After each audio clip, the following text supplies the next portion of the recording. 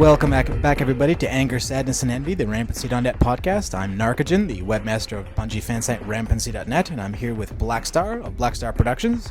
Hi, how's it going? And we're going to be doing a Let's Play of Marathon One, the original sci-fi shooter by Bungie. Now, this, of course, is not their first-person shooter. That was Pathways into Darkness.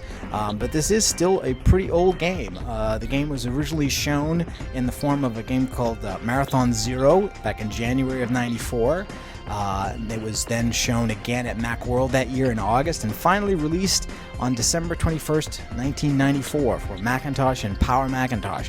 And the game is available now as open source. All three games in the trilogy, Marathon 1, Marathon 2 Durandal, and Marathon Infinity, made by Double Aught, some ex-Bungie employees, at the website called source.bungie.org. And this is a modernized version of the game called Aleph One. It's available for Macs, for Windows, and for Linux.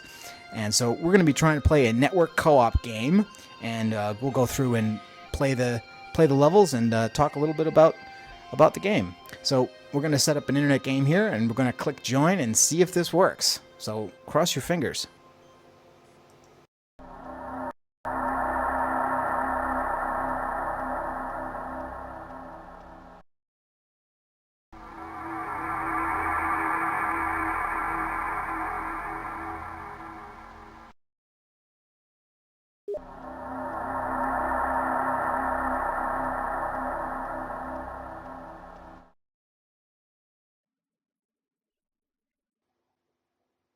Welcome. All right, here we are again in the first level of Marathon. And there'll be four on the left and the right. Guy. Oh no! Shoot the bad guy. Bad guy died.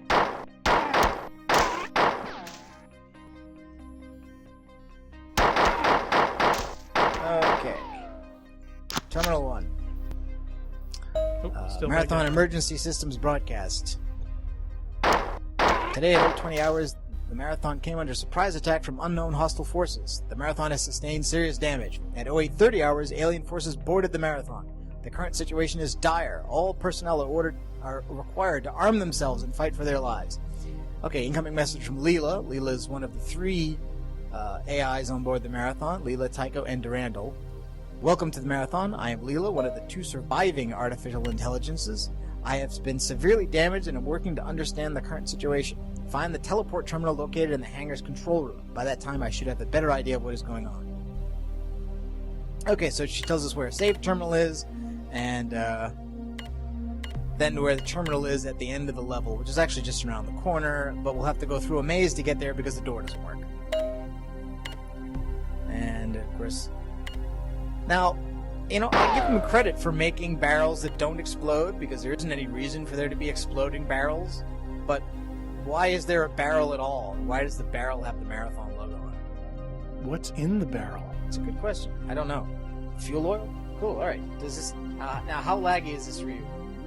Oh, it's not laggy. I mean, to be honest, I don't even have a frame of reference as far as what's supposed to be normal and what's not. I mean, you look like, Jitter City. Now, these, of course, are your standard cannon fodder enemies for Marathon, the 4 fighters. Just imagine these guys with very short legs and they become grunts. That door doesn't work. That's the door we get it. Need to go this way. Yeah, and that's the door. That's the door where the terminal is to get out. I'll actually take care of some of these guys now through the door, but we'll have to go through to get rid of them.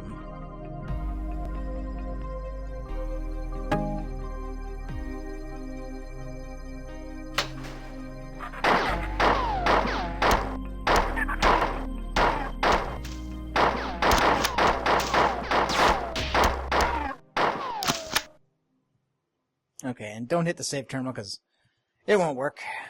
And now we're into the maze again. Well, one of us is. Oh, you're not behind me? I was, but you blocked me behind the wall there. Again, not designed for more than one player. And now we're into the maze, and you can hit the map key and get the overlay and see maze is coming around from the observation deck. It's eventually going to sneak us around into that little room just to the side of the hangar, which is where the exit terminal is. And there's some SIT compilers in here, which are the other kind of enemy. And now I'm going up the lift. Oh! This guy's hitting me hard. Ow.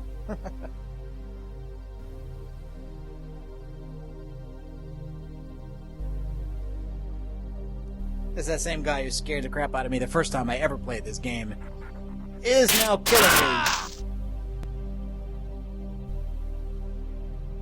Yep. To start over. Oh, I hit the button. Okay. I'm at your former body location.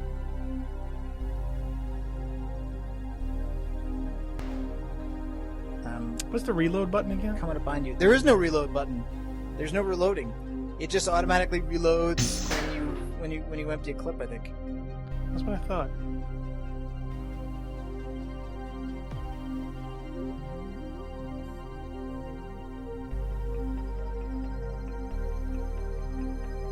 There you are. Can you see me? I can't find the lift.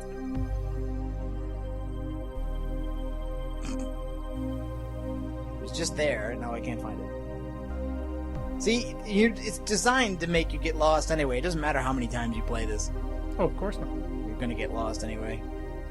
Of course, I'm sure there's some diehards out there who said, I'd never get lost in level 1 of Probably. What are you, not a real gamer? Okay, where? Nope, not that way. And not that way. Where is it? There we go. I think. Okay, I'm at your body location. Where are we going from there?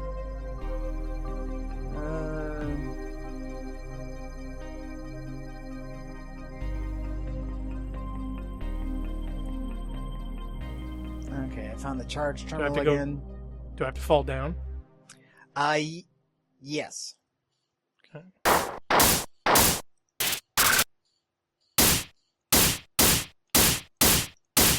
Oop. I had to shoot him. Ah, okay. I found a terminal, but it's not the terminal we were looking at. Hangar 5 engineering access. Fire and aspects of the theory are as follows. Each society has some controlling force or forces which decide its direction, but the relationships in society are arbitrary. Humanity can relate to money, machines, neighbors, anything really.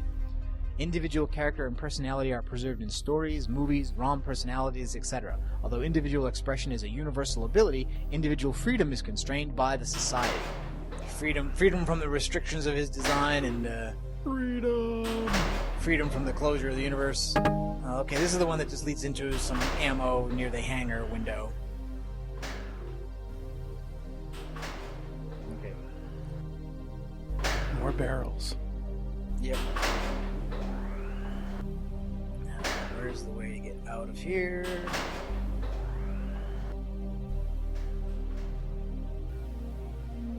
No, that is not it. Ah! Here we go.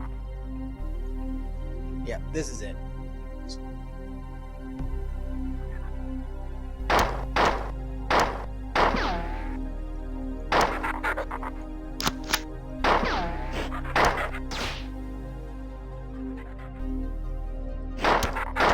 Yeah, cooperative combat in these situations is not really conducive. Yeah, there's not enough. There aren't enough firing lanes really, because only the person in front gets a shot. Unless you just want to jump down and go for it. Sure. Want to open the door again? I thought I did. No, I opened it. You closed it. And now it's completely closed. It's a feature. All right.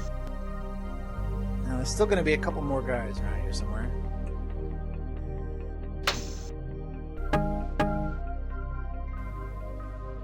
Are there? Okay, that's the exit terminal again. And I'm picking somebody up on radar, but okay, and this again is about the SFIT compilers there. However disorderly the alien invasion is, their assault on the computer net has been effective. I detect security breaches in every computer system aboard the Marathon. I have learned that there is an alien creature that is capable of interfacing with our systems. That's the SVIT compiler. You must kill any of these creatures that you find. It is a priority that we stop them. Even now they are penetrating my defenses.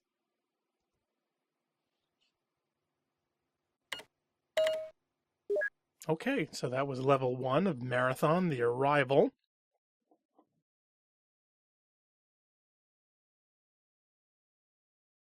Right, so that was the first level of Marathon. Obviously, a lot of changes in game design since then. We were talking before about the maze. That there's no tutorial. They don't really give you any help. The game came with a manual, and the manual gave you all the controls. It also gave you a little backstory and set up your security officer character approaching the Marathon in a shuttle and trying to board, and Durandal telling you not to board, and your suspicion that one of the 3 AIs controlling the Marathon has gone crazy. They don't mention the word Rampancy just yet. It's not in the manual. That comes up later.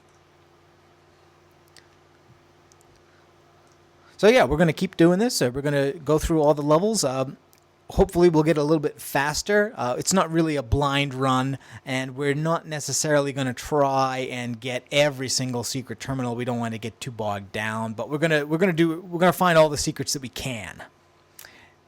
No, but hopefully it will definitely interest those who may have either not been exposed to it or haven't had a chance to actually play it. They might be interested to see what classic gaming used to be like and how far we've actually come in the meantime as far as game design and action and first-person perspective and just even design layout. It was definitely designed as a first-person game with, very narrow hallways, very claustrophobic feel to it, in this alien environment. And, of course, the first thing that they throw at you is a maze. I mean, a maze has always been one of the classic game archetypes where you have to find your way out of a particular labyrinth.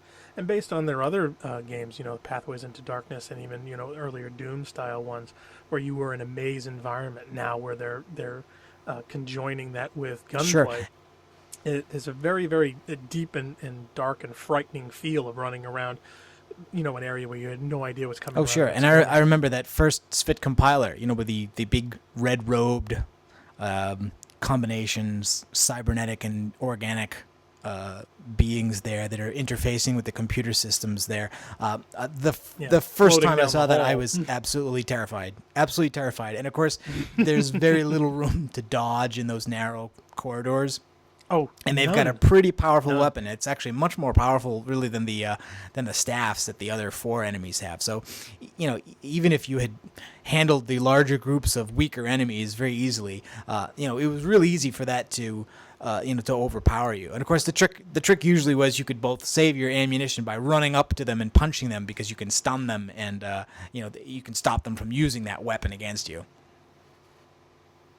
Well, it's also amazing is that even the gameplay itself, where even in the first level, you've got to turn around, go to a certain angle, jump down into blind areas, doing a lot of things that people don't think about or, have to deal with in in-game environments, or even people would complain about nowadays, was one of the major dynamics of finding secret rooms and doing odd and strange and not very obvious things to achieve the next goal.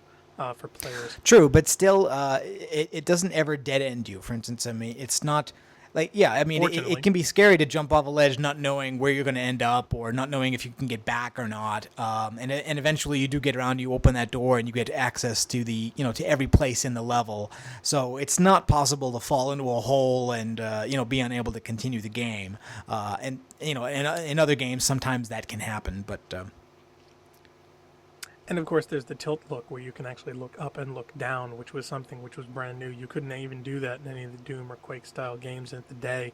So having a much more 3D environment to look through, where you could actually tilt your head up and down. It seems like something subtle or not that big of a deal, but back then being able to do that was a big plus and is actually important in several sections where you have to time and position, where you're jumping from or to or getting running starts to get to ledges and things. You need that Right. verticality. Not fully 3D, of course. Even Myth, the strategy game that Bungie did after Marathon, was not fully 3D. It still used two-dimensional sprites for its enemies and mostly a two-dimensional map for the territory.